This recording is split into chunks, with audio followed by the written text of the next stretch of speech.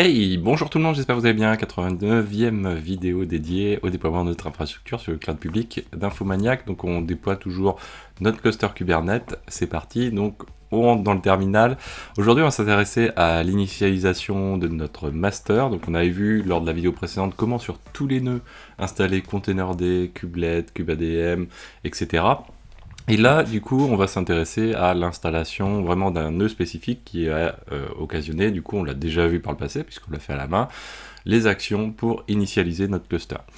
Donc, on va, pour ça, on va reprendre où on en était. Alors, j'ai relancé, vous voyez, les machines, sachant que nous, aujourd'hui, on va se focus uniquement sur Cube M1. On va se remettre dessus, tranquillement, voilà.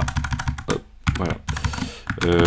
On va se mettre un petit sudo comme ça pour plus tard. Et derrière, on va ouvrir ici notre code et notamment la partie vagrante et on va retourner sur notre rôle Kubernetes cette fois-ci. Alors, qu'est-ce qui lui arrive? Hop. Décidément, où est-ce qu'il est passé? Il est parti. Hop, hop, voilà. C'est parti. Donc du coup, on va refermer tout ça, on va refermer ça, on va refermer ça. Alors, ça rame un peu. Et donc derrière, alors là il est un peu tôt le matin, je suis pas réveillé en plus, du coup je suis vraiment un peu KO. Alors, ça on va refermer, ça referme, et nous on est sur les tasks, main. Pour l'instant on va tout garder dans le même, ou on va faire un include après. Non, on va faire un include tout de suite. Première chose du coup on va faire new file, prerequisite YAML. Ici, et ce qu'on va faire, c'est qu'on va prendre tout ça là. Toc. Alors oui, il y a un truc blanc. Hop là. Oui, alors là, ça, si je fais ça, on est mort. Alors j'ai vraiment des problèmes de perf là, on dirait. Je vérifie. Yes. Ok. Toc, voilà. Et ici, ce qu'on va faire, c'est... voilà, du coup, on va passer sur un name de point. On va mettre prerequisite. Start de uppercase, ok, on verra ça plus tard. Et là, on va faire un include task, voilà. Et cet include task, ça va être la task qui va être notre prerequisite.yml. Alors, qu'est-ce qui nous fait à nous mettre du rouge partout, ce qui n'existait pas avant? Uppercase, ouais, ok, si tu veux, on va le démarrer par une, si ça t'évite ça, voilà. Hop, et voilà. Donc là, lui, il est en mesure de se jouer comme ceci. Ensuite, nous, ce qu'on va faire, c'est qu'on va jouer ici, on va dire l'initialisation. Voilà, initialisation. Et on va jouer ici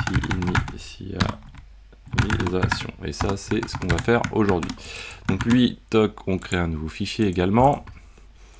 On est bien dans l'ordre. Ici, on va lui mettre son petit... C'est marrant comment c'est devenu sensible les linters au fur et à mesure des années. Mais tant mieux, ça fait progresser. Voilà, toc.yml. Voilà. Et donc, du coup, là, on va commencer à dérouler les petites tâches, ces nouvelles tâches, en fait. Il ne faudra pas oublier de changer, bien sûr, le playbook, quoi, d'adapter le playbook derrière. Et... derrière, donc du coup, qu'est-ce que l'on a? Alors, on va ressortir. Toc. On va se mettre ici. Alors, attention, le prerequisite, on verra. On verra comment on va améliorer la stratégie après. Donc, première chose, du coup, là, on va lui dire check if already init. Donc, on va voir, on va vérifier. Alors, sur un paramètre qui n'est pas le meilleur des paramètres, on va se servir du fait que dans /etc kubernetes admin.conf, on ait de présent le fameux certificat pour dire ok, ce cluster a été initialisé et sur cette machine, on a fait le travail et on enregistre ça dans une variable. On va checker la présence de ce fichier-là. Une autre méthode, ce serait de vérifier peut-être un répertoire plus précis de Kubernetes pour le coup. Ce serait à regarder un peu plus dans le détail si on voulait vraiment être optimum, qu'on va dire. On pourrait checker le fait que le serveur réponde, mais ça ne veut pas dire qu'il n'est pas initialisé non plus. Donc c'est un peu délicat cette phase-là d'initialisation, en tout cas de déterminer est-ce qu'on a quelque chose de déjà initialisé ou pas, à part par les fichiers du coup, et pas par le Kubernetes lui-même, il n'y a pas trop de méthodes. Ensuite, kubeadm config image pool, donc là on va ramener les images derrière si la variable qui est au-dessus n'a pas de exist derrière qui existe. C'est le cas de le dire. Alors là c'est marrant parce que là il me suggère plus de Ansible built-in. Ouais, c'est assez marrant ça. Le linter est pas fifou. Hein. Quand il s'agit de nous embêter, il est là, et quand on voudrait l'avoir, il est pas là. C'est pas grave. À moi de mieux travailler. Donc derrière, une fois qu'on a fait ça, là, du coup, on a tiré les images sur la machine, on va dire la toute première machine. Aujourd'hui, on est vraiment sur la toute première machine. Donc une fois qu'on a tiré les images, souvenez-vous, on n'a plus qu'à faire, entre guillemets, faire notre kubeadm init. Donc là, c'est ce qu'on fait. Souvenez-vous, on passait un API server-advertise address de manière à éviter les petits problèmes avec Vagrant où on ne prend pas la bonne interface, etc., qui pourraient se produire aussi en dehors de Vagrant. Si j'ai des nœuds avec deux interfaces, une interface d'admin, une interface de prod par exemple. Donc là, c'est quand même à reproduire. L'API l'API server, le certificat extra SANS, lui aussi, il faut quand même prendre en compte cette IP là. Le non-name, on s'assure d'avoir le non-name tel qu'on le considère dans Ansible, qui correspond quand même au non-name de la machine. Mais sinon, on pourrait se baser sur le non-name de la machine, il suffirait de supprimer juste cet élément-là. Et puis ensuite, on a le CIDR de pod.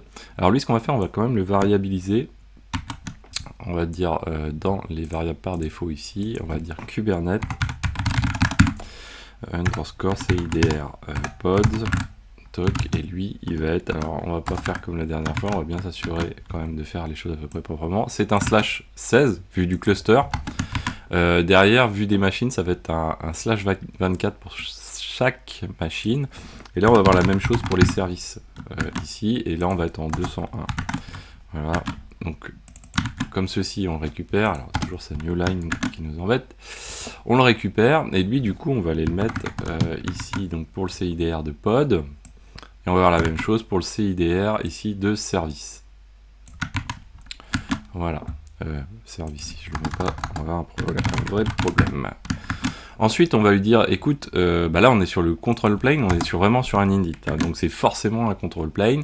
Endpoint, donc là le control plane endpoint, ça va nous permettre de, notamment si on a un load balancer qu'on veut mettre devant Kubernetes, ça va nous permettre de l'intégrer à cet endroit-là, c'est-à-dire dire que le endpoint de notre control plane, donc tous les masters, est finalement une seule IP en 30, une IP en 30 supplémentaire du range, des IP master de notre cluster. Alors pour faire ça, ce qu'on fait, c'est que pour l'instant, on prévoit ici Kubernetes API endpoint, et celle-ci, si on la définit pas, ce qu'on va faire, c'est qu'on va dire, écoute, on va utiliser un filtre Jinja, donc c'est pour ça qu'on pipe, default, donc le filtre qui dit, écoute, si la valeur n'est pas définie, par défaut, tu vas utiliser Ansible ETH1 IPv4 adresse, donc l'IP de notre master pour le moment. On verra après comment on va manipuler tout ça.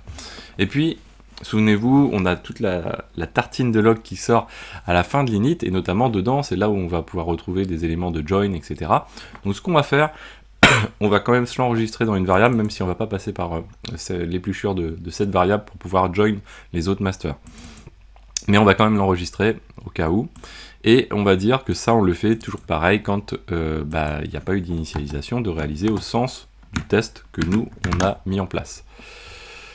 Ensuite, donc, on est sur un master. Ce qu'on veut, c'est aussi se mettre en place ce qu'il nous faut pour pouvoir faire du kubectl sur notre master. Donc, première chose, c'est qu'on vérifie que dans la home de notre user, on a bien un point kube qui existe. Sinon, on va aller. Le but, ça va être d'aller le créer et surtout de jouer ou pas les étapes suivantes de mise en place finalement de notre certificat à cet endroit-là. Donc là, on va le faire comme ceci. On va créer le directory s'il n'est pas déjà existant. Alors attention, hein, la particularité du rôle qu'on est en train de faire Kubernetes, c'est un rôle d'installation de cluster.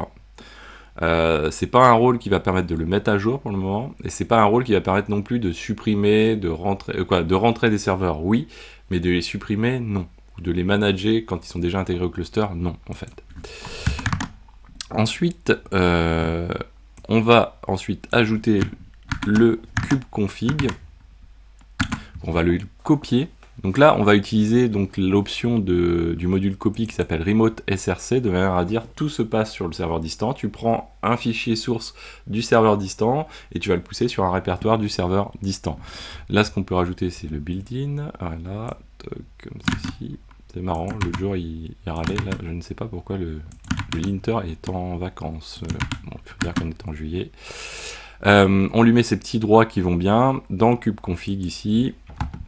Et on fait ça bien sûr quand on considère qu'il n'a pas été already init derrière.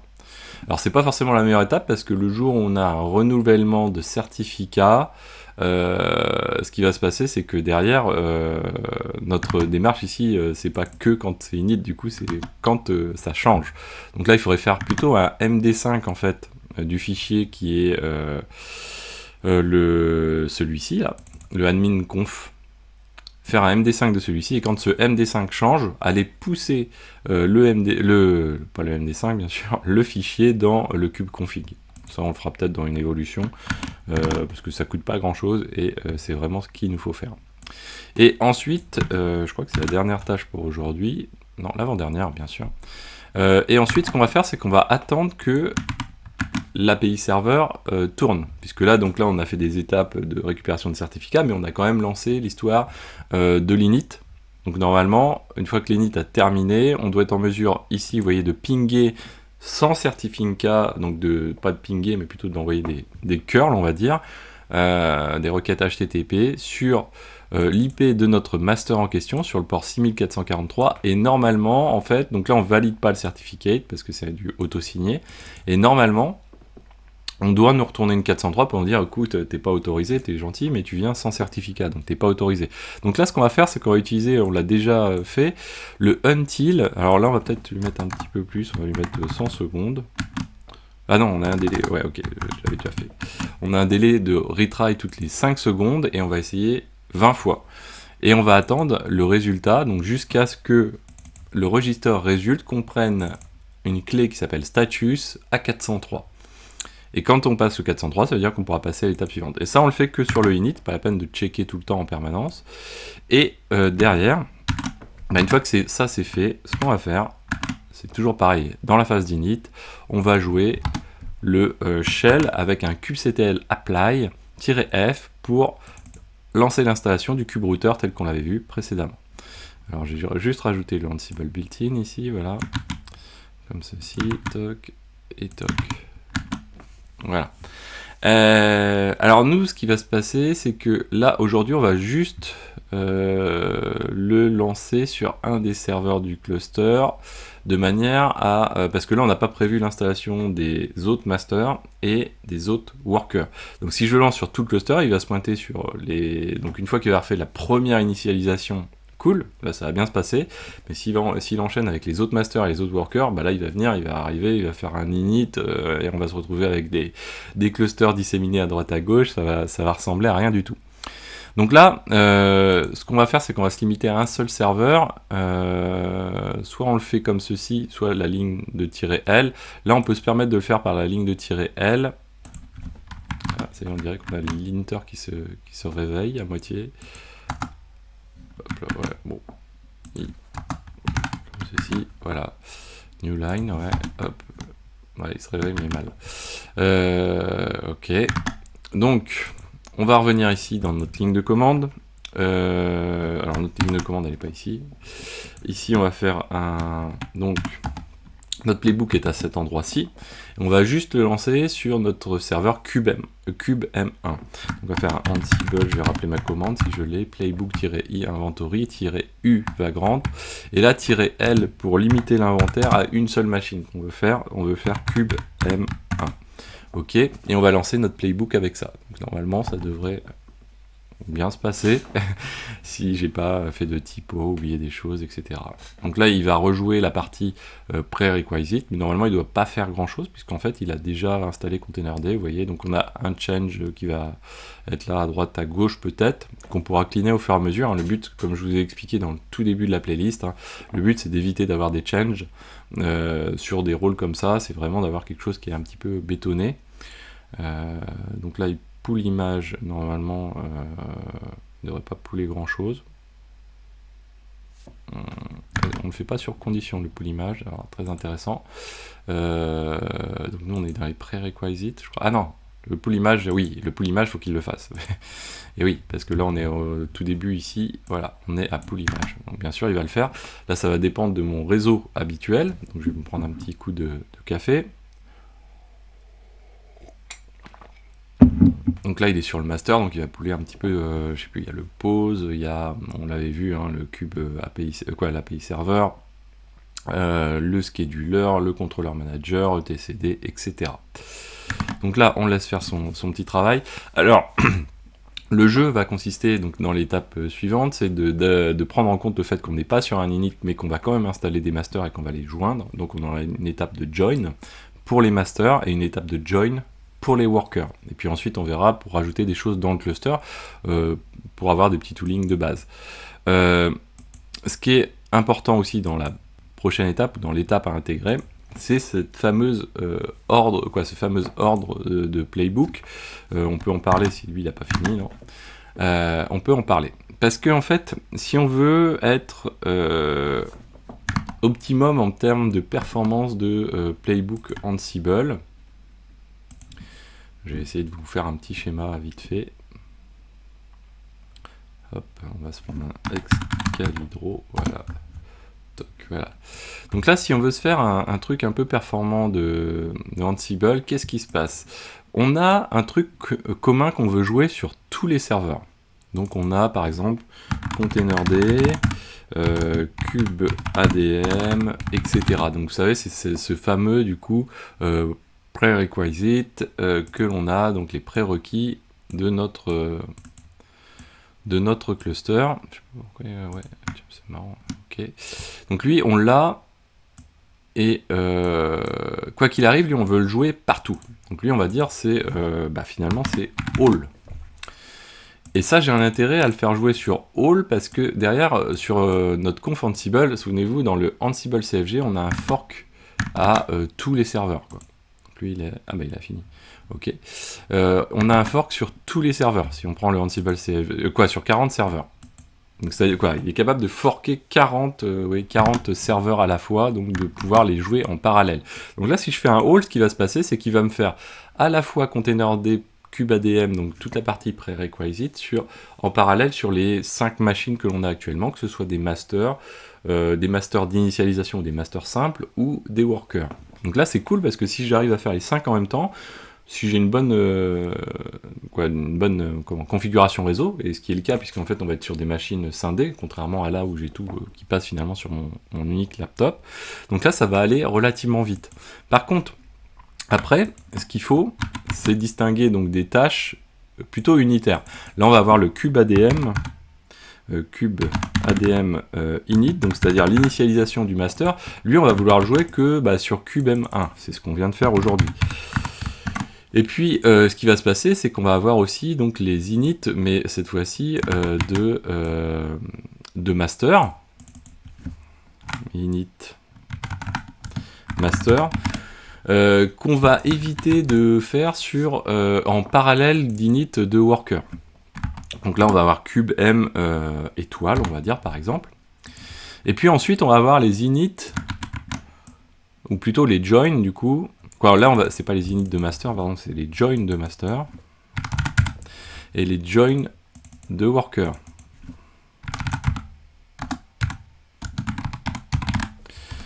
Et là, du coup, ça va être sur les cubes W, et là, potentiellement, on va en rajouter, en supprimer, etc. Donc du coup, là, ce qui est intéressant, c'est d'essayer d'optimiser un peu le lancement de tout ça, de se dire, ok, ça c'est un pool global qui va se taper prerequisite. Le problème, c'est que si je mets tout dans le même rôle, c'est pas forcément évident.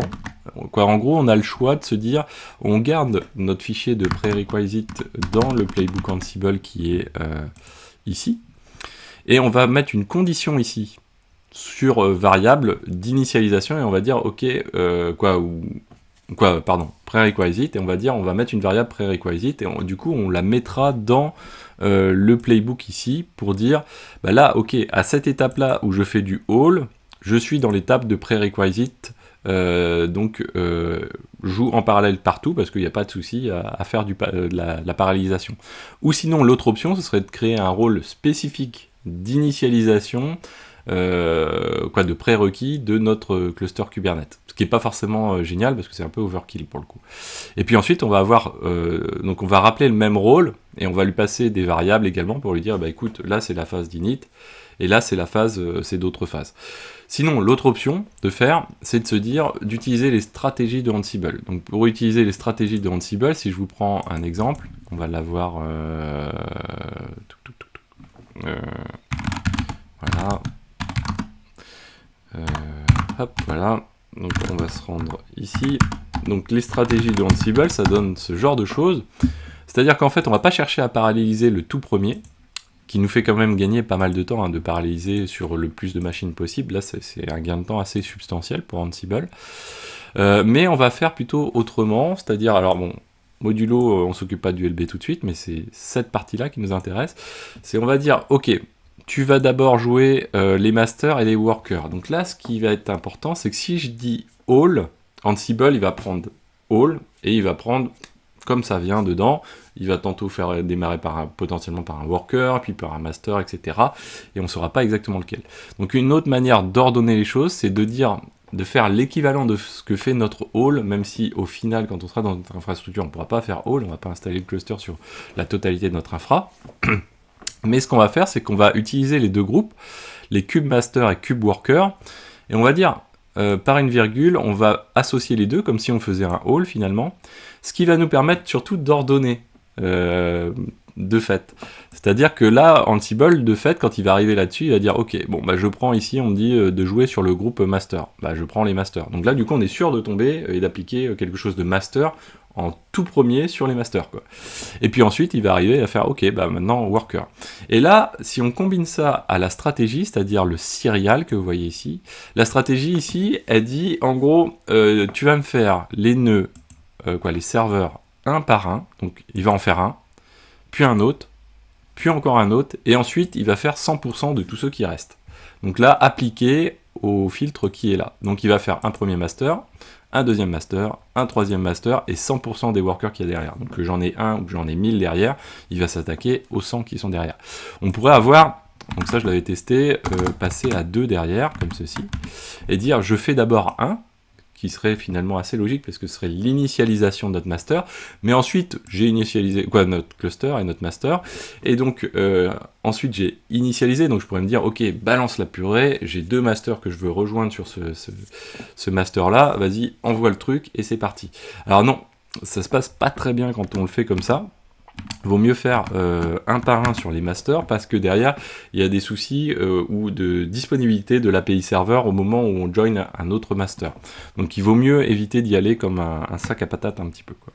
Donc ça, voilà. Donc ça, c'est, en tout cas, c'est à avoir en tête. Hein. Voilà, à vous de vous personnaliser un peu cette partie-là, parce que je trouve que c'est quelque chose qui est assez intéressant, notamment pour gratouiller du doigt, de se dire tiens, comment j'optimise un petit peu la vitesse de déploiement avec Ansible. Alors là, toujours est-il que normalement, là, on doit avoir un cluster Kubernetes qui devrait répondre. Donc là, si tout se passe bien, dans on est dans la home, donc cube. J'ai toujours mon clavier qui ls- alors dans la home de route bien sûr, ls-la de cube, et j'ai config qui existe. Donc si je fais un kubectl, alors j'ai toujours le double K qui sort là.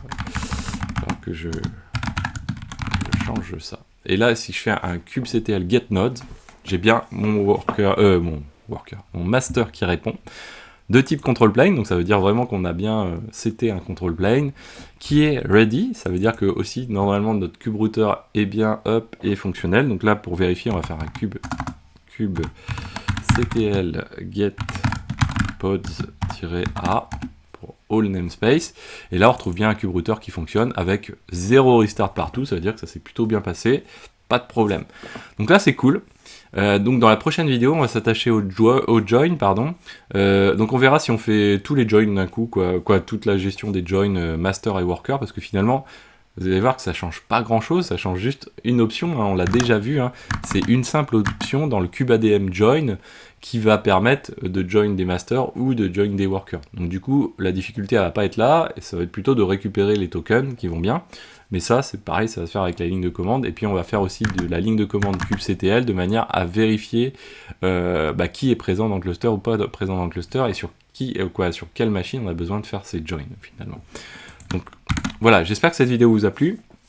Il est un peu tôt le matin, n'hésitez pas à partager, à vous abonner pour pas manquer les prochaines vidéos, en parler autour de vous, montrer ça en entreprise, dans les chats, à partager tout ça. Je sais que vous le faites déjà allègrement, sur les réseaux sociaux également, je suis présent que sur LinkedIn, donc si vous voulez être un des premiers à partager les vidéos sur X, pas Twitter, Facebook ou tout autre réseau, allez-y, faites-vous plaisir, c'est vraiment fait pour ça. Vous avez dans la description tout le code qui correspond à ce qu'on a fait aujourd'hui, classé bien sûr comme d'habitude par répertoire de vidéos, donc vidéo 89 aujourd'hui.